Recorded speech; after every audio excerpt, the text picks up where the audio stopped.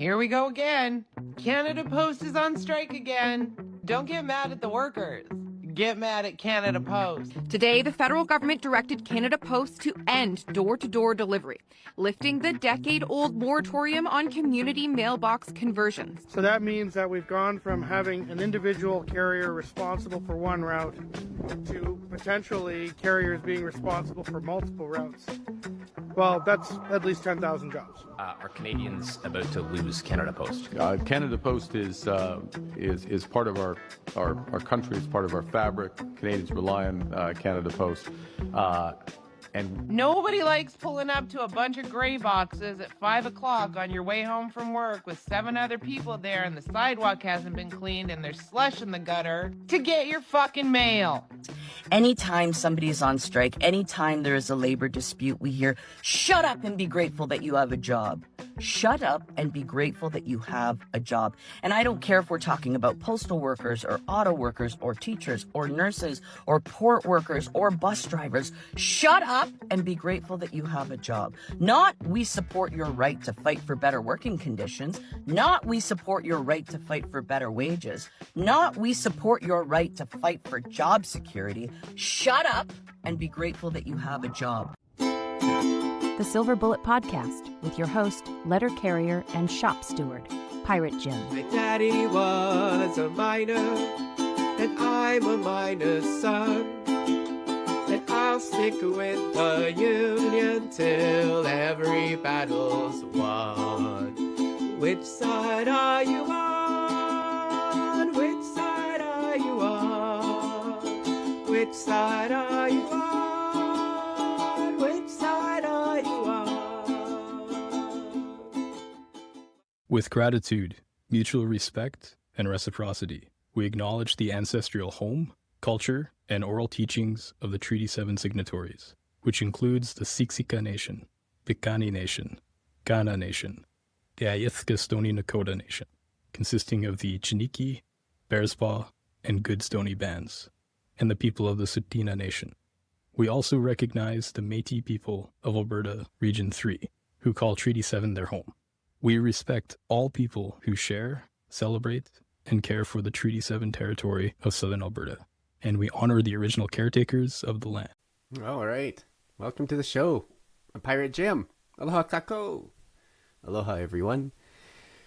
Day 2. Woo! Oh, yeah. Oh, well. I've got some footage of what I did yesterday after the show.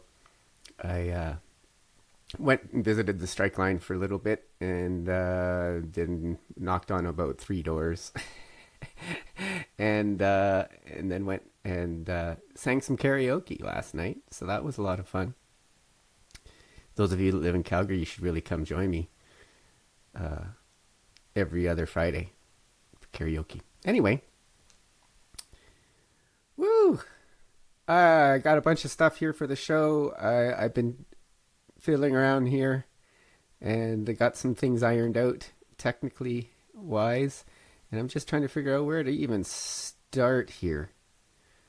Oh, boy, the panel. I don't know. Why don't we start with my buddy James Ball from a local 730. Hey, folks. With all the news going on around right now, at least it's a beautiful day out here today. It's quite nice.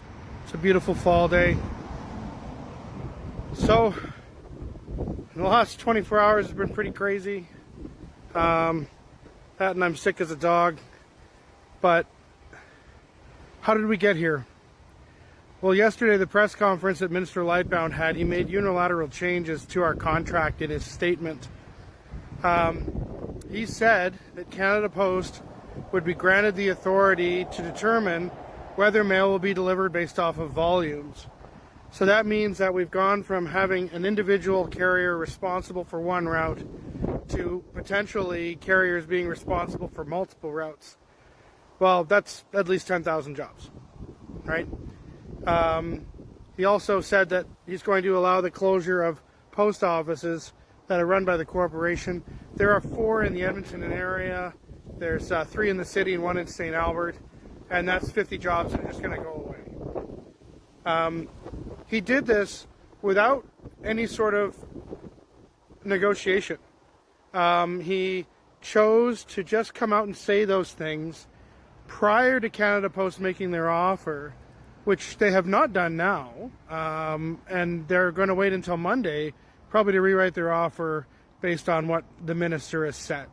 So the minister came out and directly interfered in our negotiations, which is not really that uncommon except for them to actually physically directly involve themselves. Usually they legislate us back to work with binding arbitration, or in this case they use Section 107. But he came out and made these unilateral changes, and that's why we're on strike. This strike was not initially authorized by our national executive.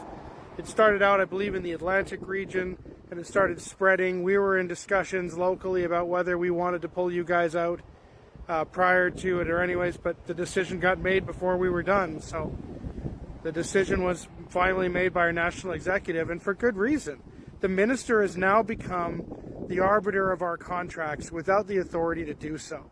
And that's why we are where we are. There's no such thing as free collective bargaining. There's no such thing as fair collective bargaining. Not when the government keeps putting their foot in it. And this time, he really stepped in it. The future can be a scary place sometimes. But all I gotta say is keep your chin up, all right? Have a good day. Woo. Man, James, you need a good hot toddy.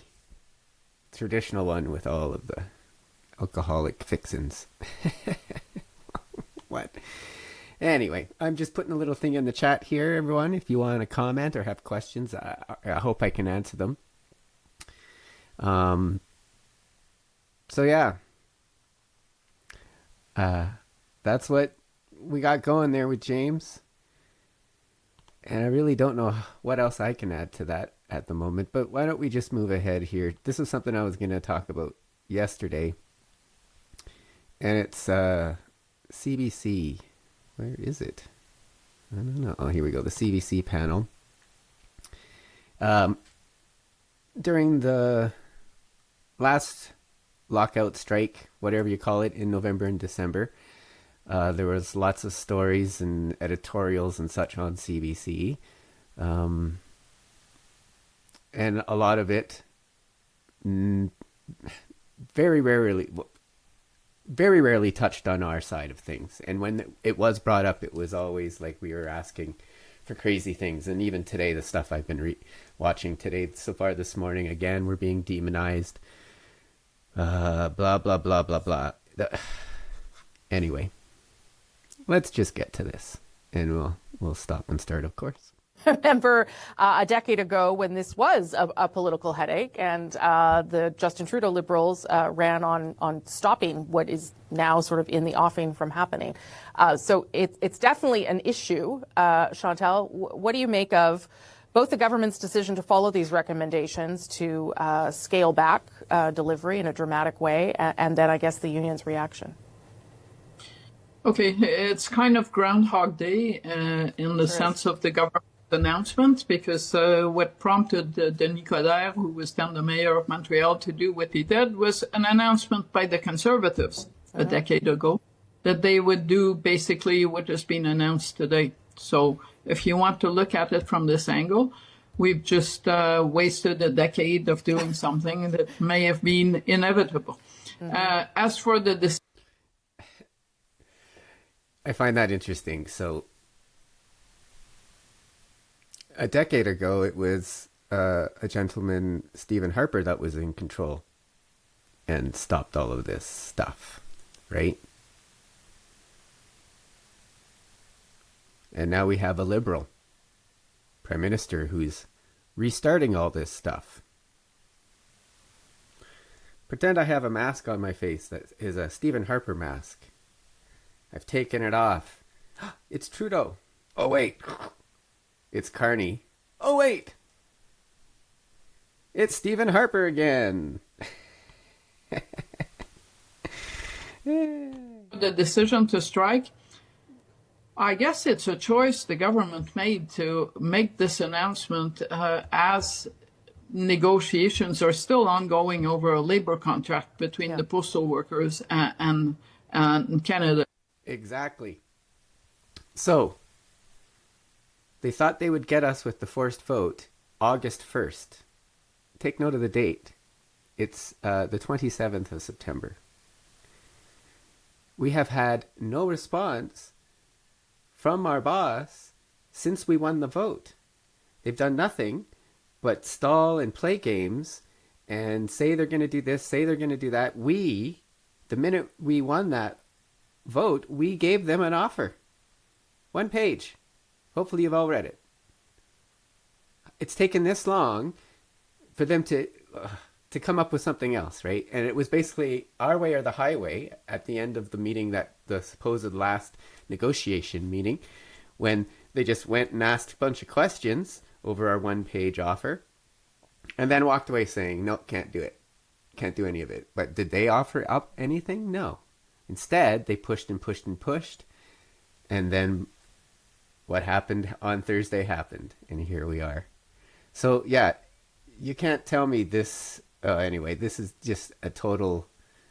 This should not be happening. Anytime, anywhere, any place. Canada Post, but they are in a strike position.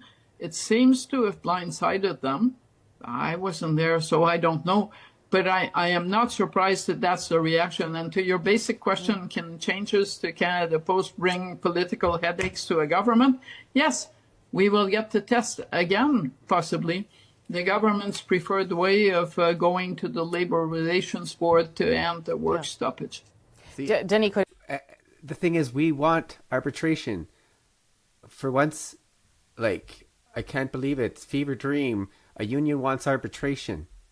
They won't give us arbitration because they weren't going to be allowed to do these mandate changes of closing down of releasing, lifting the moratoriums on the rural post offices and delivery and all those things. With arbitration, those things can't be dealt with. So that's why they're avoiding this, and I find it quite interesting that they just said, forget arbitration, forget what the workers said, we're going with what Doug and the boys say, because they're always right. Denny Coderre, for people who don't remember, took a jackhammer to a community mailbox. I think it was back in 2014 as a response to this, and it became, to Chantal's point, an election issue. I mean, we're 10 years later, Andrew, and Canada Post continues to bleed. I forgot to mention that. I think she's... Anyway, election issue. Workers of Canada. If you're sick and tired of this, all of us, all the unions, all of the workers of Canada, we can bring down this government. Think about that.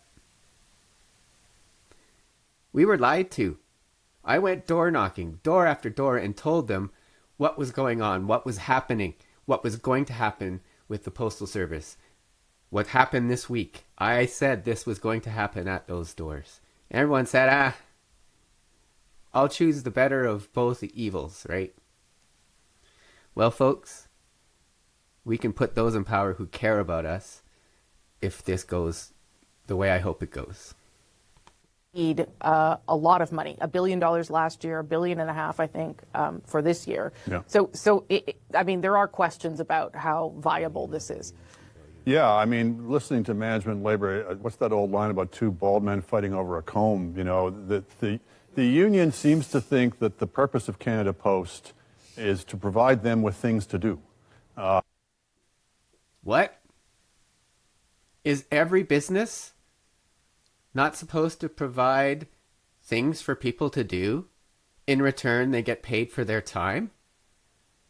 Is that so unusual? Like, what? What, dude? Dude, what? Serious. Of course, this is what unions are for, to create jobs, to then help more people have income, so then more people can pay their rent and buy food and buy the little trinkets and computers and all those things that the rich guys want us to buy. But they're cutting us off, and this guy makes light of it. He's a journalist who works for a newspaper. He's a worker. Like, seriously, folks, seriously. and regardless of what is the cost to the taxpayer or the cost to the consumer.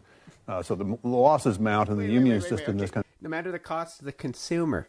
Well, shit, how much do you pay for a fucking iPhone? That's a lot of fucking money. But you pay for it anyway. A little bit more for shipping for Canada Post is a bad thing, of course, because, of course, we all have to somehow, this company needs to make money without charging enough to make money. And then everyone turns around and goes, how come you're losing money? Oh, you've raised the price of stamps for the first time in decades and blah, blah, blah, blah. Like, choose a lane. This kind of never land where nothing has happened. Management seems to think that Canada Post's purpose is to provide less and less service at higher and higher prices year after year after year, which is admittedly the logic of all monopolists. Okay. Prices. The prices are driving up not because of Canada Post, because of the other courier companies charging more. And they're basically trying to eliminate the bottom line, the cheapest of them all, to get rid of that competition, which is us. And the government seems to agree with them both. They all seem to think the purpose of this whole exercise is to fix Canada Post, to try to limit its losses, to keep it as a viable corporation. It seems to me what we ought to be trying to fix is postal service, whether or not that involves Canada Post. I mean, we're now going to go to a position where nobody in this country is going to have home delivery. Could somebody else provide postal service in their place? No, they're not. They're not allowed to by a statutory monopoly. Now, that you could argue about the validity of that in the past, but we're now in the absurd position where we're going to keep enforcing a statutory monopoly for Canada Post on a service it refuses to provide. Okay. A monopoly. Okay. On letter mail, and this is the question I have.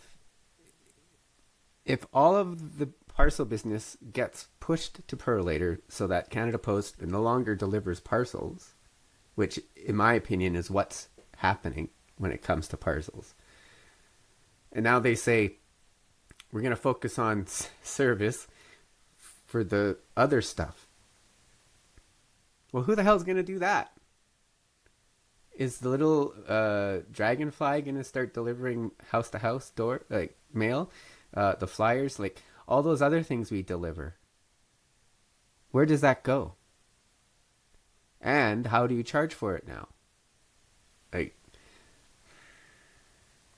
the amount of money that's going to be spent to bring in these changes to make income pop up out of nowhere is never going to happen. We're going to start spending more and more and more and more money because we continuously spend more and more money to restructure and change things and add in more redundancies that cost and waste so much more than if we just did our jobs. Let's get back to talking to those people. The senior check-in is not me going in and giving the little pad things to someone having a heart attack. It's not that. I'm knocking on my door to say, hey, Charlie, are you home? How you doing? Just wanted to say hi. Just giving you the knock.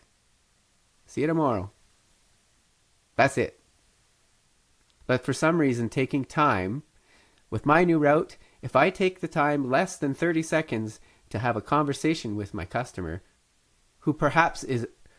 They might be coming to the door with tears in their eyes and they need someone to talk to at that moment. And according to my boss, no, don't have time. Sorry, speedy delivery. Well, that's garbage. I think at some point the absurdity of that situation has to kick through, and we should be doing what countries across Europe have done, which is to open postal service to free and open competition. There's just no reason anymore to preserve this outdated monopoly, particularly when the product of it is now absurdly, again, a monopolist that's going broke. The minister certainly, talking to David Cochrane tonight, was not contemplating any of those things. Believe Canada Post remains important and fundamental to the country, etc. But I take your point, Althea. Okay, I'm going to really try hard not to stop so many times because this is going to be extremely long because I got a lot of clips. But I want you to think about this. When they talk on CBC, the information they are gathering and basing everything on is the stuff they're getting from Canada Post. And very rarely do they get into the nitty-gritty of what our side is because everyone, whatever. So just think about that. Think about where the information's coming from when you hear these people speak. And think about how they're trying to make it so that it's a hopeless situation. There's never any good. There's never any upside. There's never any this. There's never any talk about getting more sales. I take your point, Althea. I didn't see Joel Lightbound's interview on CBC, but I did watch his press conference. Yeah. And I thought he actually did a pretty good job of saying, like, listen, if you want Canada Post to remain a Crown corporation and the government would like to see it continue that way, it has to make big, difficult changes. And frankly, so far, everything it announced were things that William Kaplan prescribed, recommended in the report in the summer, which are things that have long been recommended. And so none of this should have come, frankly, as a surprise to the union. And I fear that the backlash that this has generated with now, every time there's a strike, you get more and more bills that say, oh, we're going to, because of the uncertainty of the situation, we're going to send you bills by email now, and we're not using Canada Post anymore. And so they're kind of hurting their cause. And if we want to go the way of Royal Mail in the UK to be privatized and I think owned by some Czech billionaire, or Austria or the Netherlands or Germany, then I think this is a fast way to get there. But Mr. Kaplan, in his report, much like the government said today, it is completely financially unsustainable. And I think Canadians can see that. Whether the Trudeau government should have gone ahead with the Harper Plan and more community mailbox, maybe, but it's not the only reason they're in this mess. They're in this mess because of their collective agreement basically harms them in that they can't pivot in a way, and they've lost parcel, very lucrative contracts, or I shouldn't say, very lucrative arms. Okay, so there we go. There were some buzzwords in there from the commission and from Doug's presentation at the OGO committee and blah, blah, blah. Limbo, flexible, yeah. Of the business to third-party companies that can be more nimble. And if they could do more part-time work, then, that's another recommendation in the Kaplan report, then maybe they would be able to. But why do they want more part-time work? Why does Canada Post need more part-time work? Because they want to pay less into pensions and benefits and all those things, right? Because this is the thing. They don't want us full-time people. They don't want us to have job security. And once you're there for 5 years, you can never get fired. Dude, I know about 3 guys, letter carriers, who have been fired in the last year. What are you talking about? We can all get fired. So stupid. It's like we're like judges and we're appointed to these positions of delivering the mail for our entire life. No. If you screw up, you get fired. We just can't be fired for stupid shit. To be more financially viable. But I think faced with these facts, you can't have a Crown corporation losing $1 billion a year. Yeah, so no. And Chantal, I don't know what the outrage will be for Canadians. I'm not sure. A decade later, whether it will have the same political impact that it did. But for the government to be placed in this position with a labor dispute again because of a decision that it is pushing forward on Canada Post, that is problematic for the government politically. Possibly, but it's also problematic, I'm guessing, for the government to allow a negotiated settlement to come through on terms that would not work for its plans to deal with Canada Post. Now, and see, though, what deal? How are we going to negotiate a deal now when everything that we're saying that needs to be talked about in a mandate has now just been ignored and pushed through? That's not negotiating. That's being told what our contract will be. What a waste of 23 months. All done in one day by some guy, like I said yesterday, who's never worn a satchel, delivered a flyer, or I should say 20 flyers, to one house, times 1,000. I've never run a big bank, we'll say. But me being Jim, I can't walk in there, go into the president's office and say, get out of here, I know how to run this business, I think. Here we go. And this is what, we're going to change how everything works. Boom. And then they go, what? How do you know how to do anything around here? Well, that's what it's like. Mr. Lightbound, he's a member of parliament, and I'm sure he's done a lot of good things in his life, but, like, has he delivered the mail? Normal business terms, we would have been presented with a business plan today, and a sense that doing all this... Yeah, there is a business plan. We're almost year 4, right? There is a business plan that nobody talks about, that nobody mentions, that all this was supposed to be spent. How about that business plan? Will make it, if not profitable, at least a break-even operation. Nothing like that happens. And I think that's the fatal flaw in the government's plan. That we know there will be less service. And by the way, I live in downtown Montreal. Amazon has found a place to have boxes where you can go get your packages. So it's not impossible to get mail not at your door. But the problem that is going to come about is two things. One, the political alignment, the Bloc and the NDP are going to oppose that. So it's going to rest on the Conservatives. Logic would suggest that it was their solution and they would back it. So here's my thing. The Conservatives.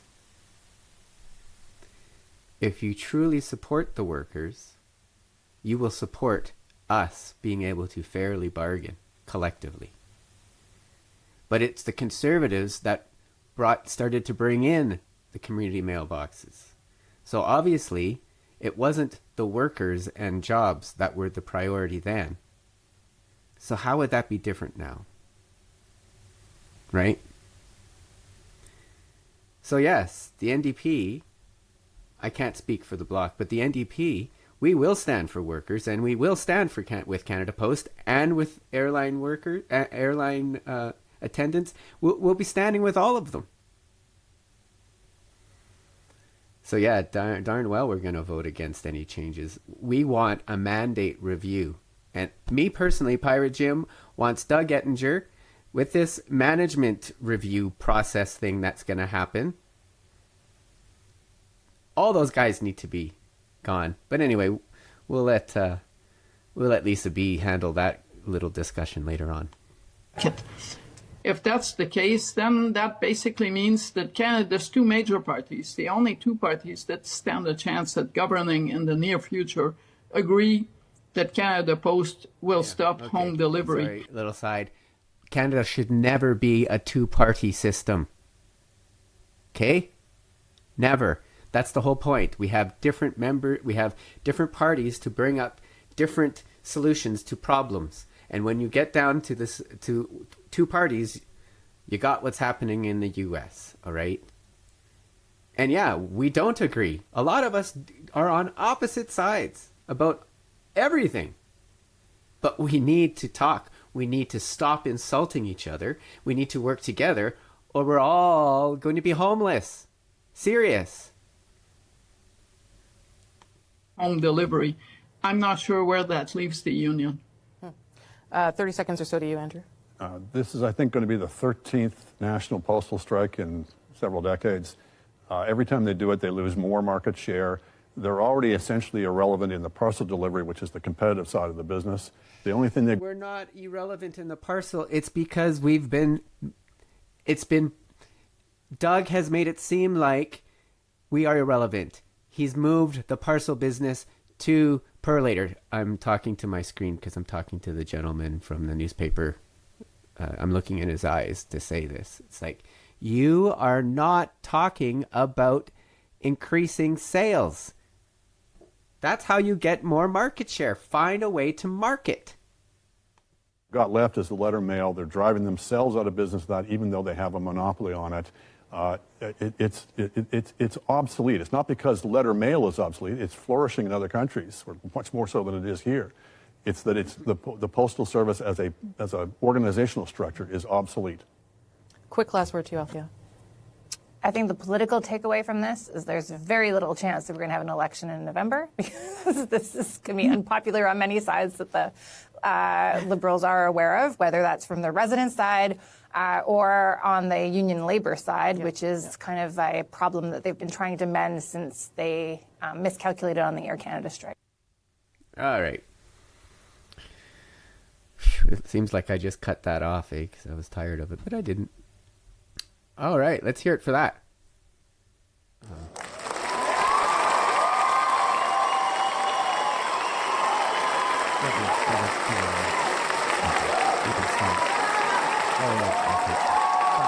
Okay. I got these new little things, these little tricks and things. All right. Well, since we were talking about Lisa B, let's get right to what she has to say about this stuff.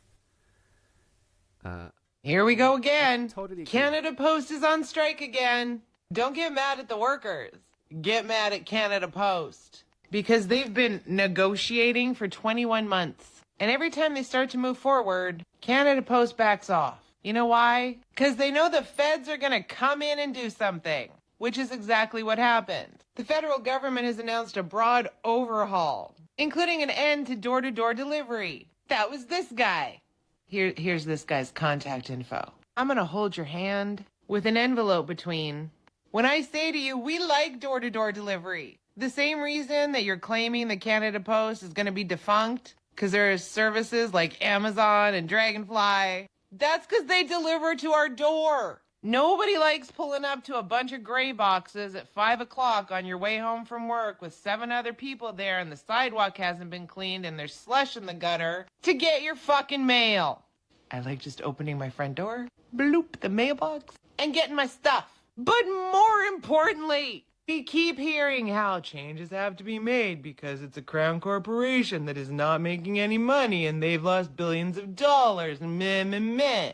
I don't like comparing to the private sector, but since the government is going to treat Canada Post as if it was a business, which it isn't, it is a service that should be funded by the government. If a business and private sector was hemorrhaging money, the way that they claim Canada Post is, maybe they need to get rid of all of these executives that clearly don't know what the fuck they're doing. Because the government has had to come in and give them direction. Yep. Oh, and all 12 of the vice presidents. Because if you can't fix the business, why the fuck is the business going to continue to pay you? And see, and that's their solution is that it's because of the processes. And it's because I'm supposedly walking by all these houses not delivering the mail. But that's not true at all. It's all the ways that things are done internally that are wasting money, including now we're going to go and convert all these CMBs. What a waste of money. How about just send out a sales force, save all the money on little areas for all these CMBs and putting in the cement and all that stuff. Spend it on a bunch of sales people, you know? Like the solar panel guys. They go door to door and knock on the door and say, hey, do you want a solar panel? How about you go door to door of every business in this country and say, Canada Post is back. We're going to deliver your parcels at the cheapest price, and we're going to get there. I just thought of that. That was stupid. But anyway, the point is, it doesn't need to be imploding. We could be exploding if we just had some marketing done. But it's the workers' fault. Yeah. Doug Ettinger was appointed to the Canada Post Corporation Act, earning a salary of between $507,000 and $596,000 as of 2023. I'm sure it's increased. Now, to put that in perspective, that's $42,000 to $49,000 a month for not fixing a failing business and not bargaining in good faith, because you shouldn't be making sweeping changes during the bargaining process. Because let's see how much a letter carrier makes in Canada. Sure as fuck isn't $49,000 a month. Now, I know there's a lot of other people that work in a variety of different places within Canada Post. I'm just giving an example. And the VPs also make a fuck ton of money, because they're a VP. But Canada Post says it can't sustain, so we have to make changes, which is going to, in effect, cause job loss down the road. But the most ridiculous part of this is that all of those people that are responsible for making decisions within Canada Post must have been golfing and had to have the feds come in to tell them what to do. If you're that shitty at your job that somebody else has to tell you how to fix your company, you don't deserve that job. But moreover, it's on the backs of the workers. But don't worry, because while this pesky little strike is happening, there are other delivery companies that one could use. Like, I don't know, Purelator? Where the CEO of Canada Post sits on the board. How is this not a fucking conflict of interest? The federal jobs minister said federal mediators are there to help and encourages everyone to get back to the table for a fair solution. That's this one. Here is her information. Because when you're looking at fiscal responsibility, cutting services shouldn't be the first thing to go. And because Canada Post is in its entirety a service, it should just be funded. Just fund it. I'm okay with my tax dollars going to funding Canada Post. But you best get rid of all the top that clearly don't know how to do a job and stop taking it out on the frontline workers and the people receiving the service.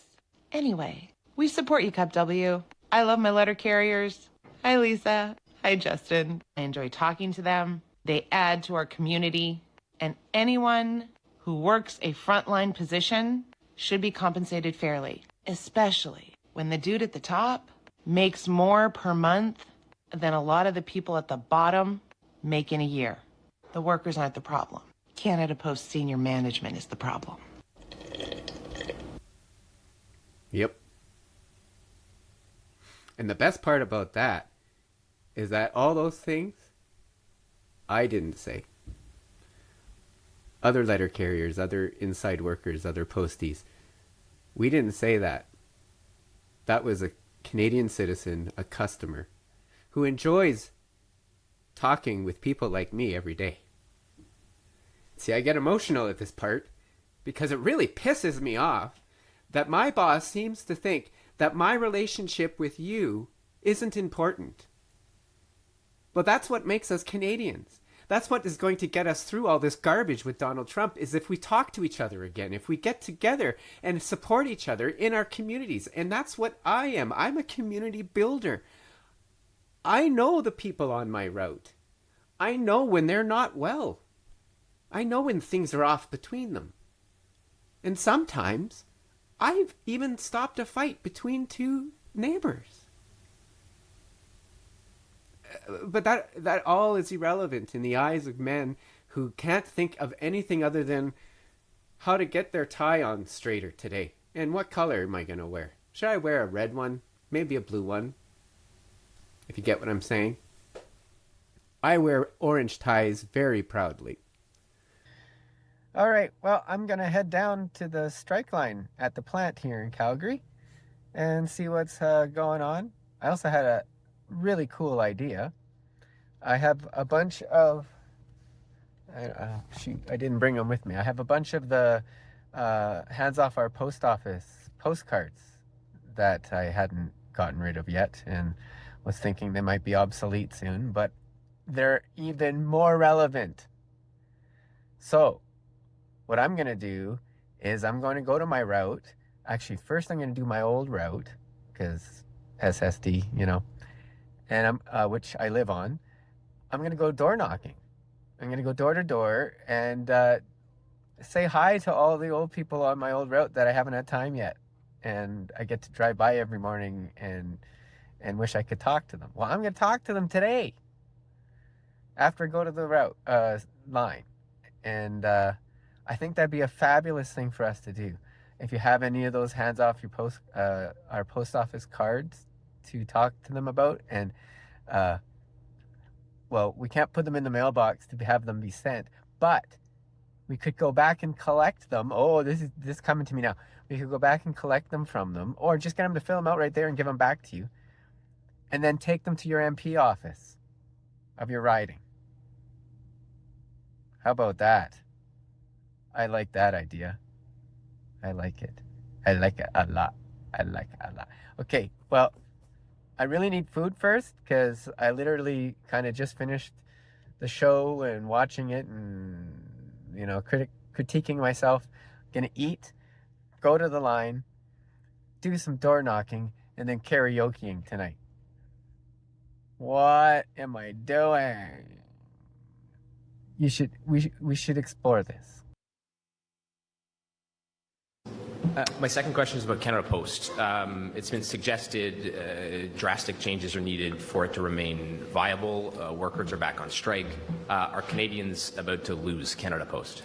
Canada Post is part of our country. It's part of our fabric. Canadians rely on Canada Post.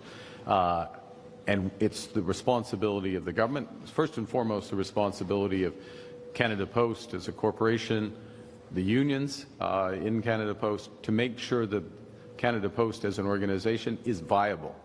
A company is not viable, any organization not viable, if it has cost $5 billion over the course of the last decade, if it's losing $10 million a day, which is what Canada Post currently is doing. So some significant changes are needed to be made. $10 million a day. To be made. I would refer to the Kaplan report. It's in the public domain, which goes through a number of suggestions for those changes. The corporation is moving forward. The government has indicated the corporation should move forward with some changes that are the start of a path towards viability. Okay, so it's a start of a path. But it's kind of the end of a path. Right? It's the end of door-to-door delivery. But it always comes back to me, and to me, it's the rural post office closures. That's the part and then some people are saying, oh, I don't mind having to drive to, say, another small town to get my parcels. Oh, I don't mind going to the box and all that stuff. But really, the people I talk to are totally never say that. Never.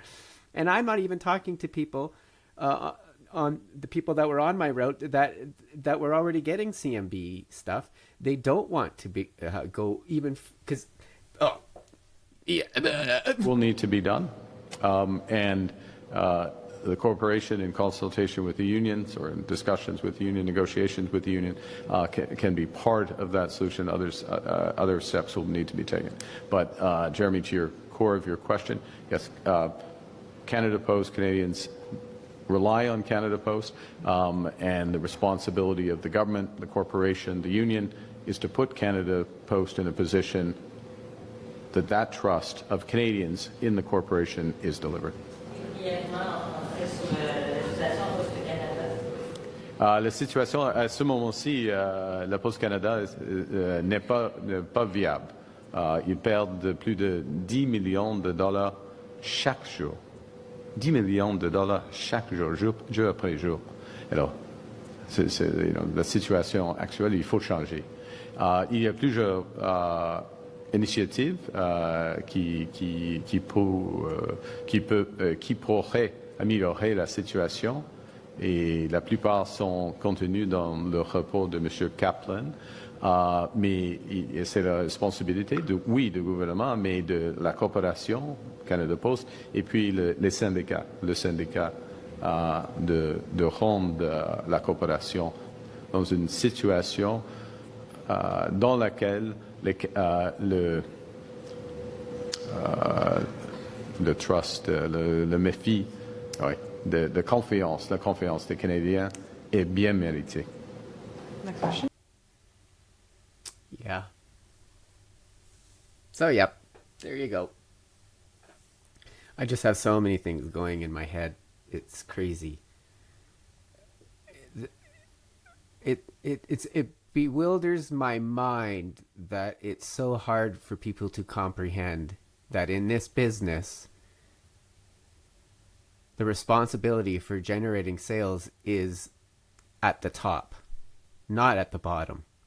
I could generate sales because I have relationships with my customers that Doug doesn't have, but Doug constantly makes that relationship die, just like the company. So that's why the answers are quite simple and glaring, but they're not going to go there because it doesn't benefit them. All right, let's hear what Lightbound has to say. I've asked management to review its corporate and governance and management structure to reduce its operation, its overhead costs. I've asked them to provide me with a plan. I'm hoping, nothing less than 15%, probably more along the lines of 15-20%, if more. I've asked management to review it. He wants management to review, right? So are they going to review themselves as they normally do? I think maybe we should be giving Doug a review. I'm not sure if they did that here at Canada Post, but I know I've been at jobs where they ask you to do a little questionnaire about your boss. Well, I guess we've done surveys, right, that don't really talk about that. I've asked management to review its corporate and governance and management structure to reduce its operation, its overhead costs. I've asked them to provide me with a plan. I'm hoping, nothing less than 15%, probably more along the lines of 15-20%. If more, all the better. So 15-20% of upper management? Is that what you're talking about? Well, we'll have to see. All right. 55,000 postal workers are on strike. They began the strike yesterday in response to the Liberal government's announcement that they would begin implementing a number of policies recommended by William Kaplan, the arbitrator that they have appointed to deal with the conflict between Canada Post and the Postal Workers Union. These recommendations are, quite frankly, a bit shocking to many people. It's canceling door-to-door delivery. They're going to be closing multiple post offices around the country, amongst other things. This is in connection with a giant attack on the postal workers and a slow erosion of Canada Post, of the public post office. Why is this happening? So the business community, the government, the CEO of Canada Post are all saying this is inevitable, that Canada Post is insolvent, that they're losing, I believe they lost 1.5 billion last year, that they're losing this year $10 million a day, and that the government cannot continue to bail out this company. I think for many people, they think that's logical, right?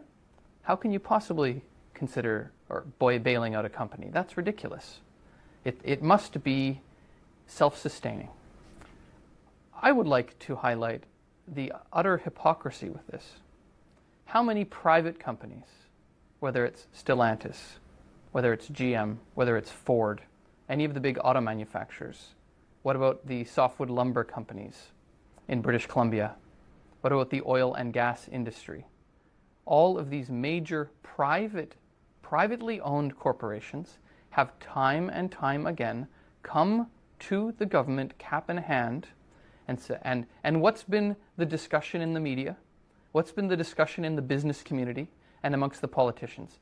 Oh, well, this is too big to fail. This is all these jobs. Communities rely on these jobs. The government has to give them money, right? But with Canada Post, that employs 55,000 good unionized jobs, this is not the case. These are to be sacrificed. And the post office, which is a vital service for people all over the country, is to be sacrificed because it is not profitable.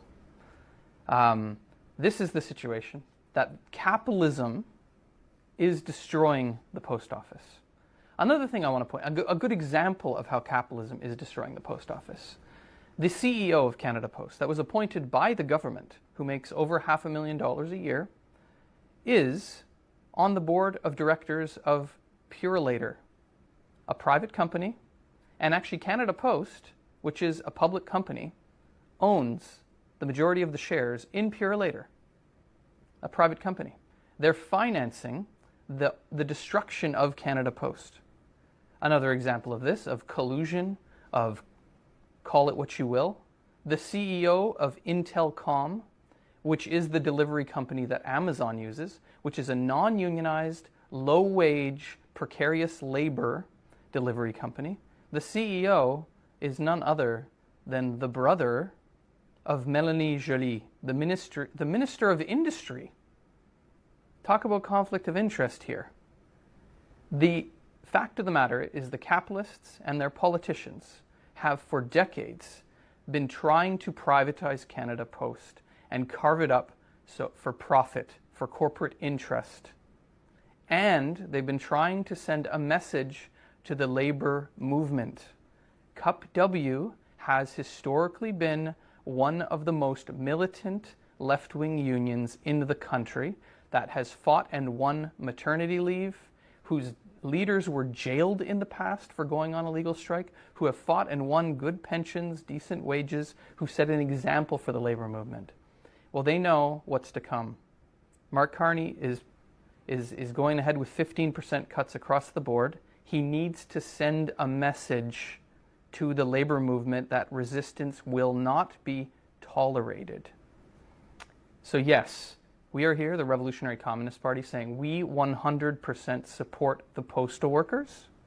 We believe the postal workers should win, and we believe we should all rally behind the postal workers to fight back against these capitalist attacks.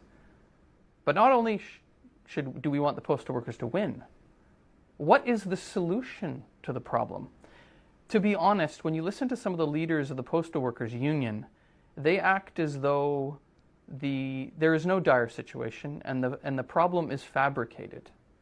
The fact of the matter is, Canada Post is insolvent because Canada Post is being forced to compete with private companies who are undermining Canada Post, who are largely not unionized, who pay their workers nothing, and they're undercutting Canada Post. What is the solution to this? We cannot accept the private capitalist business model. And to be frank, the union leaders they're accepting increasing the price of stamps. They think that's going to make it profitable. That is not going to make it profitable. Letter delivery has declined, and parcel delivery is mostly being handled by the private sector now, who can do it at lower cost. We need to nationalize Purolator, expropriate Intelcom, expropriate DHL, who actually just rammed through a crap deal onto their union this year. We need to take into public ownership and make one big public nationalized delivery company for parcels and letters that can guarantee good wages, good benefits, and good delivery service for all Canadians to protect it from capitalist profiteering.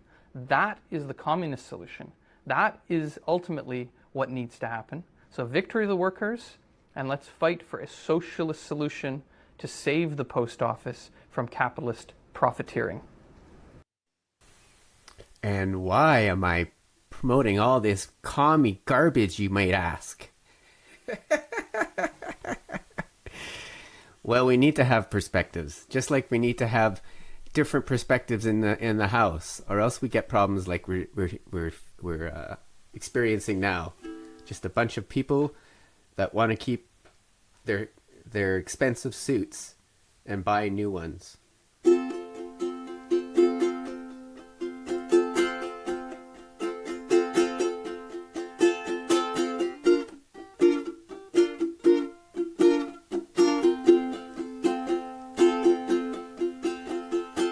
My house in Budapest, my hidden treasure chest, golden grand piano, my beautiful Castillo, you,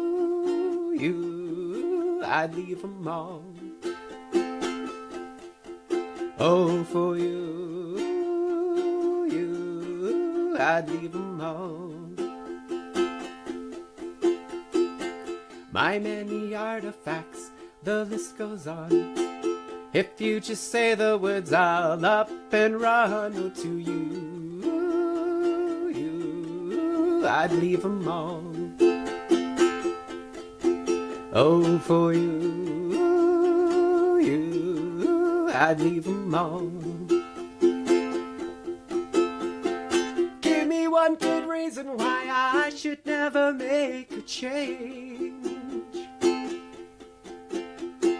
Baby, if you hold me, then all of this will go away. Give me one good reason why I should never make a change. Baby, if you hold me, then all of this will go away. My friends and family, they don't understand. They fear they lose so much if you take my hand. But for you, I'd leave them all. Oh, for you, I'd leave them all. Give me one good reason why I should never make a change. Baby, if you hold me, then all of this will go away. Give me one good reason why I should never make a change.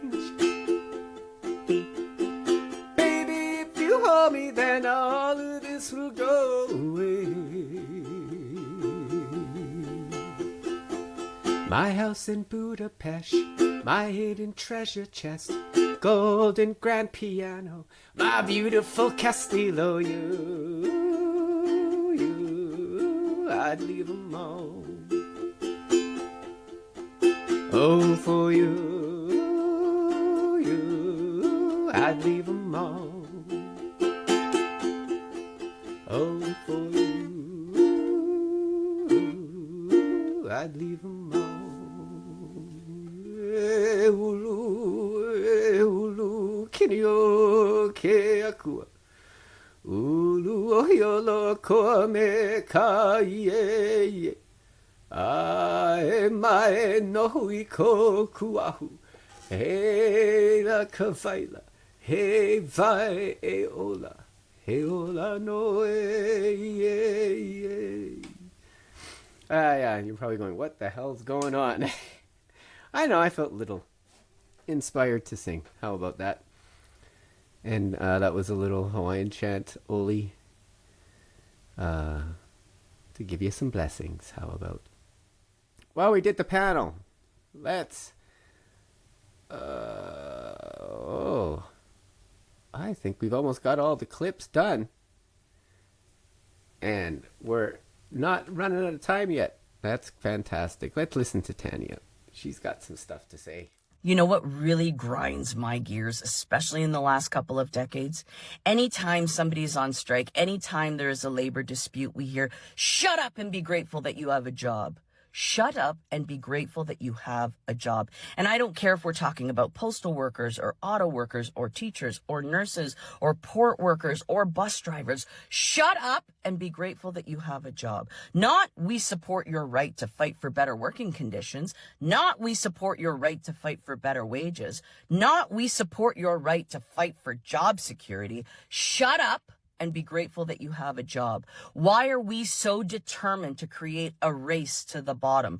All we hear about these days is the economy. Well, do you know who is the economy? I am the economy. You are the economy. Every average Joe worker, every average Jane worker is the economy.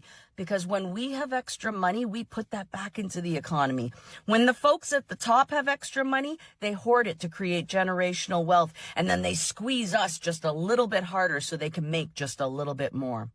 And when one sector capitulates, the next sector and the next sector and the next sector also end up making concessions. And when enough unionized sectors have made concessions, you'd better believe that there's cuts coming to the non-unionized world as well. Shut up and be grateful that you have a job. How about instead of telling people to shut up, you try standing shoulder to shoulder with workers across this country so that we can lift all Canadians, including 55,000 postal workers, who I strongly encourage to vote no to the offer on the table, because you need to protect your jobs today. You need to protect labor in the future, and you need to take back your power. A good place to end. She hit it on a good note. So we'll see you tomorrow. We've got much more coming. And if you have any suggestions, make sure you let me know. Oh, I have to work on a contact page. Yes. Yeah. We'll see you tomorrow. Can't believe I had that on mute. The Silver Bullet Podcast with your host, letter carrier, and shop steward, Pirate Jim. My daddy was a miner, and I'm a miner's son. And I'll stick with the Union till every battle's won. Which side are you on? Which side are you on? Which side?